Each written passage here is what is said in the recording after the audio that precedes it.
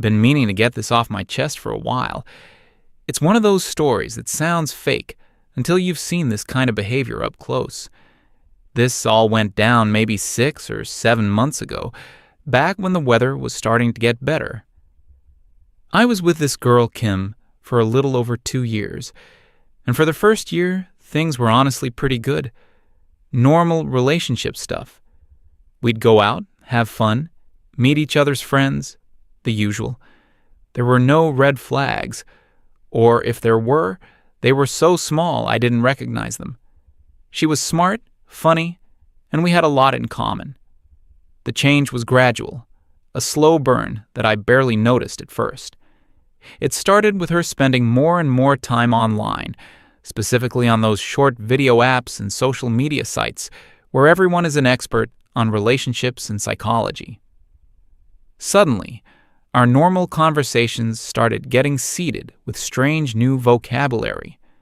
Words like emotional labor, gaslighting, patriarchal programming, and toxic masculinity became part of her everyday speech.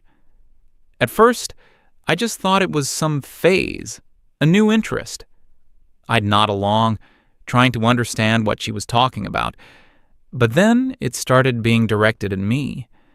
Everything I did was put under a microscope. A simple movie night turned into a full-blown seminar. I remember suggesting we watch an old action movie I loved as a kid, something completely harmless. She agreed, but halfway through, she paused it. She turned to me with a serious look and asked if I'd ever considered the male gaze inherent in the film's cinematography. I had no idea what to say. It was a movie about a guy fighting aliens. My confusion was apparently the wrong answer. She explained, with the patience of a teacher correcting a slow student, that my uncritical enjoyment of such media was a symptom of my ingrained patriarchal conditioning. She told me I needed to be more conscious of the media I consume. The rest of the movie was unbearable. Every 5 minutes, she would point something out. See how the female character is just there to be rescued. Classic damsel trope. Notice how the dialogue reinforces harmful male stereotypes of strength over emotion. It was exhausting. I just wanted to turn my brain off and watch some explosions. This pattern started bleeding into every aspect of our life. My weekly game night with my best buddy was a particular point of contention. We'd been doing it for years, long before I met Kim. It was our way to decompress, talk trash, and just hang out. For her, it became a toxic male space. She claimed it was a form of escapism, a way for me to avoid doing the real work in our relationship. She said me spending a few hours with my friend was me avoiding my responsibility to provide her with emotional support.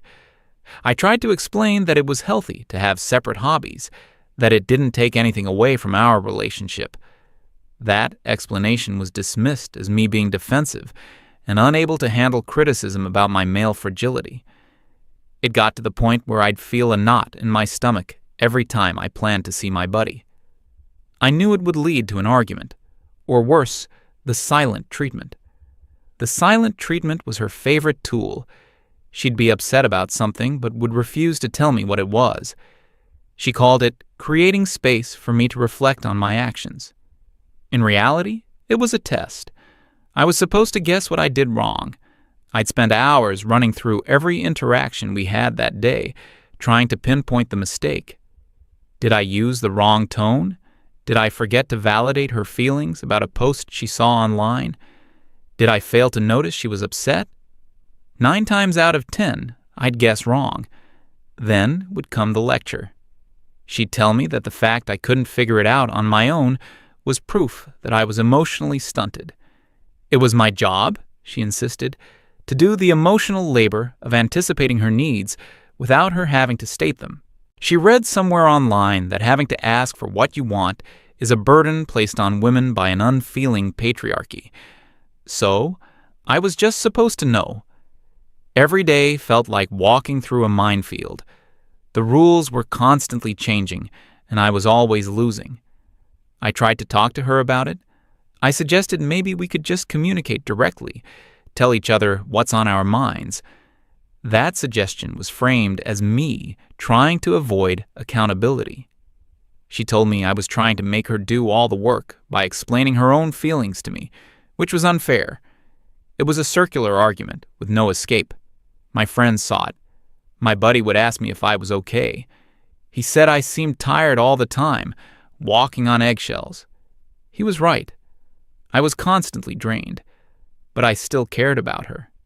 And I kept thinking maybe we could get back to how things were in the beginning. I thought if I just tried harder, read more of the articles she sent me, and learned her new language, I could make it work.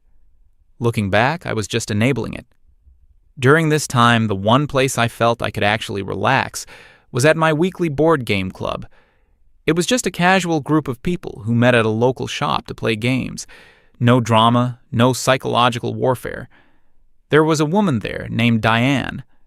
We weren't close friends or anything, more like friendly acquaintances. She was just normal. She was sharp, funny, and really good at strategy games. Our interactions were always simple and straightforward. We'd talk about the game, joke about a bad roll of the dice, maybe chat for a few minutes after about a new movie or something. There was never any subtext, no hidden meanings or tests. It was just a conversation. I didn't think much of it at the time, but being around her was like a breath of fresh air. It was a reminder of what normal human interaction felt like, and it highlighted how twisted my home life had become. I never complained about Kim to anyone there.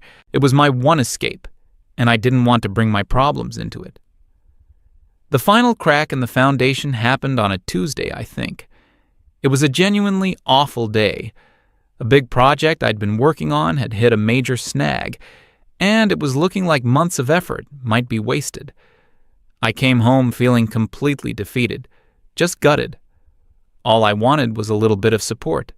A hug, maybe an, "I'm sorry you had a rough day." I found Kim on the couch, scrolling on her phone. I sat down and started to tell her about what happened. I wasn't overly dramatic, just laid out the facts, and said I felt terrible about it. She listened, or at least she looked like she was listening, with that intense, analytical expression she got whenever she was about to pass judgment. When I finished, she was silent for a long moment. Then she told me that while she understood I was feeling upset, I should try to see this as a learning opportunity. A learning opportunity to what? To fail better? She said I should examine my feelings of failure and how they are tied to a toxic, masculine need to succeed and provide. She told me that my stress was a product of the very patriarchal system that I benefit from. I just stared at her, completely stunned. I wasn't looking for a sociological analysis of my bad day. I was just a guy whose day sucked, and I was talking to my girlfriend about it. I tried to explain that. I said, "I don't need a lecture right now, I just kind of need a hug." That was a huge mistake. Her eyes narrowed. She accused me of weaponizing my emotions to silence her. She told me my request for a hug was a way to shut down a difficult but necessary conversation about my male privilege. She actually said the words, "Men's feelings are often used to derail important feminist critiques." My feelings, about my own bad day, were derailing a critique. Something inside me just broke. It was the complete and utter lack of empathy. The clinical, detached way she processed my very real human emotion and turned it into another talking point for her online ideology. I wasn't her partner. I was her project. I was a case study.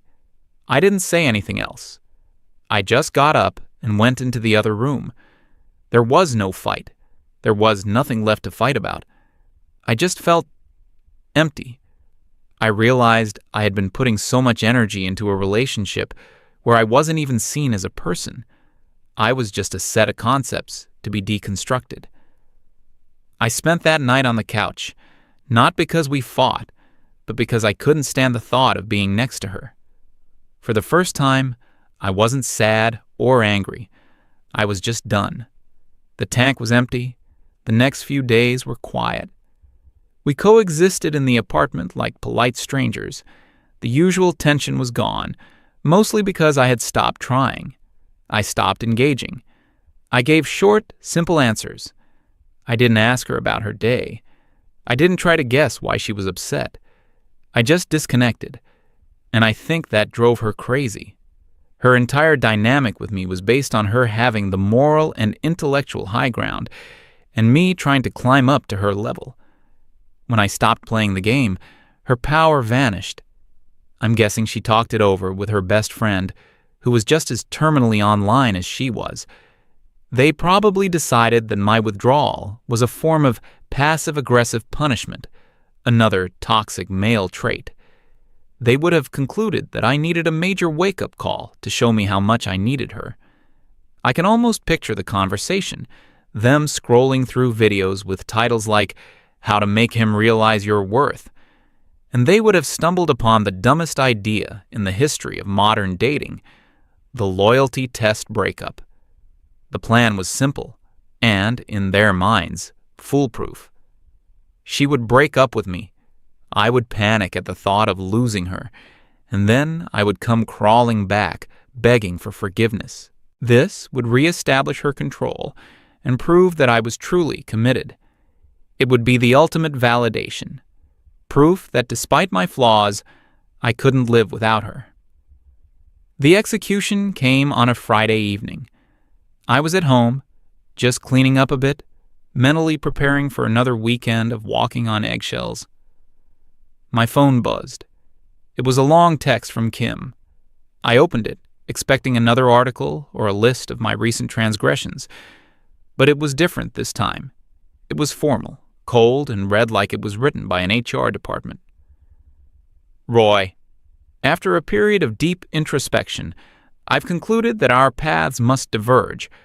I do not feel you are actively participating in the deconstruction of our relationship's toxic dynamics, and I need a partner who is fully committed to that journey. I wish you the best in your personal growth. Please respect my decision and my need for space. I read it once. Then I read it again to make sure I wasn't imagining things. I felt a dozen emotions all at once, but none of them were sadness. It wasn't heartbreak. It wasn't despair. It wasn't even anger. It was relief. A profound, soul-deep wave of pure, unadulterated relief. It was the feeling of a massive weight being lifted off my shoulders. The feeling of being able to breathe again after being underwater for too long. She had just given me the out I didn't even realize I was desperately searching for. She thought she was setting a trap, but she had just opened the cage door and let me fly out. I sat there for a minute, looking at the message on my screen. A small smile crept onto my face. I didn't need to argue. I didn't need to defend myself. I didn't need to beg. All I had to do was agree. So I typed out a reply. I kept it short, simple, and polite, mirroring her corporate tone. Kim, I understand. Thank you for our time together. I wish you all the best. I hit send without a moment of hesitation. Then, immediately after, I went through the methodical process of erasing her from my digital life. I deleted her contact information. I blocked her number. I went onto every social media platform and blocked her profile. I didn't do it out of anger or spite.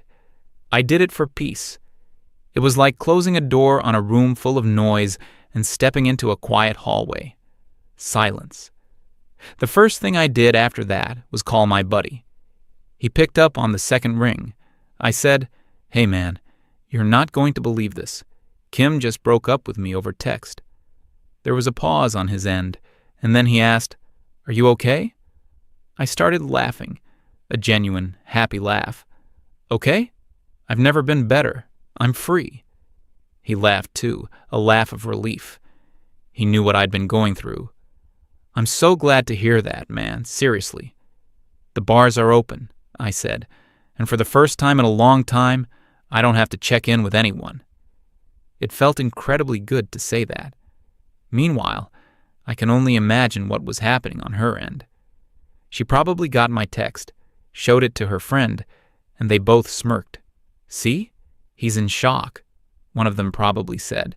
"He's trying to play it cool. Give it a day. The panic will set in." They would have been sitting there, confident in their strategy, waiting for the inevitable flood of calls and texts, waiting for me to fall apart so she could put me back together on her terms. They were about to be very, very disappointed. That first weekend of freedom was incredible. It was like the world had gone from black and white to color.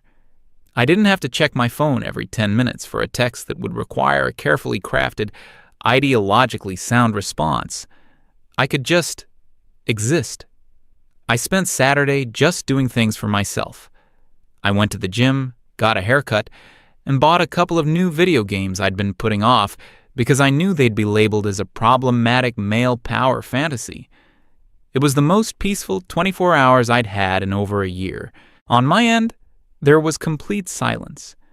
No temptation to check on her, no curiosity. It was a clean break. On her end, I imagine the 24-hour mark passed with a growing sense of confusion.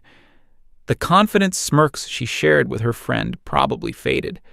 She must have expected me to break by then. A desperate phone call, a text message full of regret. Something. But there was nothing. The 48-hour mark, Sunday afternoon, is probably when the real anxiety kicked in. Her master plan wasn't just failing, it wasn't even registering. She was blocked, so she couldn't see my online activity. She had no way of knowing what I was doing. The person who was so used to being in complete control, to being the arbiter of our relationship's every move, was now completely in the dark. She was experiencing the one thing she couldn't stand, a total loss of power. That evening, feeling genuinely good about my life for the first time in ages, I thought about Diane from the game club. It wasn't a rebound thought. It was a clear, simple realization that I was now free to pursue something potentially good with someone who seemed normal and kind. I found her name in the club's group chat history and sent her a message. I kept it direct and honest. I told her I had recently become single and that I'd always enjoyed our chats, and I asked if she'd be interested in getting dinner sometime. I figured the worst she could say was no. She replied about an hour later. She said she was sorry to hear about my breakup, but would love to get dinner. Her reply was warm and simple. No games, no subtext. We set a date for the following Thursday. The rest of the week was just normal. Work was still work, but coming home to a quiet, drama-free apartment was a blessing. Thursday came around and I met Diane at a small Italian place downtown. The date was revelatory. We just talked. For 3 hours, we talked about everything and nothing. Hobbies, travel, stupid stories from college, our thoughts on which board games were overrated. She asked me questions and actually listened to the answers. I asked her questions, and she gave genuine, straightforward replies. There wasn't a single moment where I felt like I was being analyzed or tested. She laughed at my jokes, and I laughed at hers. It was effortless. At one point, I mentioned my stressful project at work, the same one that had earned me a lecture from Kim. Diane's response was, "Wow, that sounds really tough. I'm sorry you have to deal with that." That was it. That's all it took. Just a simple expression of empathy. It was so basic, yet it felt so profound after what I'd been used to. It was in that moment that I knew I had made the right decision. This was what a partnership was supposed to feel like. Supportive. Easy. We ended the night with a plan to see each other again that weekend. I walked her to her car, and we said goodnight. I went home feeling genuinely optimistic. It seems our date did not go unnoticed. A couple we knew from the game club was at the same restaurant. They didn't come over to say hi, but they must have seen us. One of them must have posted something online, maybe an innocent picture of their own dinner where we were visible in the background, laughing. Because on Friday, the floodgates opened. While I was at work, I got a series of frantic texts. Not from Kim, but from a number I didn't recognize. It was her best friend. The first text was pure rage, something along the lines of how I was a disgusting pig for moving on so fast. She said I clearly never cared about Kim at all. I almost blocked the number right away, but then the next text came through, and it was pure gold. The tone shifted to desperation. She wrote that I had misunderstood everything. It wasn't a real breakup. It was a test. She spelled it out. A test of my loyalty. A test to see if I would fight for her. I just sat there, reading the words on my screen. I started to laugh. It was so much more pathetic than I had even imagined. They were actually admitting to the manipulation. They were so desperate that they threw their whole strategy out in the open. The texts kept coming. The friend was pleading now, saying Kim was a wreck and that I needed to call her immediately to fix it. She said Kim was ready to forgive me for my initial reaction and wanted to talk about how we could rebuild trust. The absolute audacity of it was breathtaking. She breaks my trust with a manipulative game, and I'm the one who needs to rebuild it? I showed the texts to my buddy. He read them and just shook his head, a huge grin on his face. "You dodged a nuke, my friend," he said. I didn't reply to any of the messages. I just blocked the friend's number, too. I thought that would be the end of it. I severely underestimated her capacity for drama. The confrontation came a few days later. It was a Monday evening. Diane and I had spent a great weekend together, hiking and then just relaxing. She was supposed to come over that night to watch a movie. I got home from work, and as I was walking up to my front door, I saw someone waiting for me. It was Kim. She looked terrible. Her eyes were red and puffy, and she had that frantic, cornered look. The second she saw me, she launched into it. There was no preamble. She started talking a mile a minute, her voice high and strained. She said it was all a huge mistake. She repeated what her friend had texted, about how it was just a test, a stupid idea she got online. She was crying now, saying she just wanted me to show her that she mattered, that I wouldn't just let her go without a fight. Her whole speech was about her feelings, her needs, her insecurities. There wasn't a single word about how her actions might have affected me. I just stood there and listened, my keys in my hand. When she finally ran out of steam, she looked at me with these big, pleading eyes, expecting me to comfort her, to say it was all okay. I didn't. I just stayed silent for a moment, letting her words hang in the air. Then I spoke, and I kept my voice calm and even. I wasn't angry anymore. I was just done. I told her that a relationship isn't a test. Trust isn't something you verify by setting traps for your partner. I explained that for the past year, she had treated me not as a partner, but as a flawed project that needed fixing. I said her test wasn't some isolated mistake.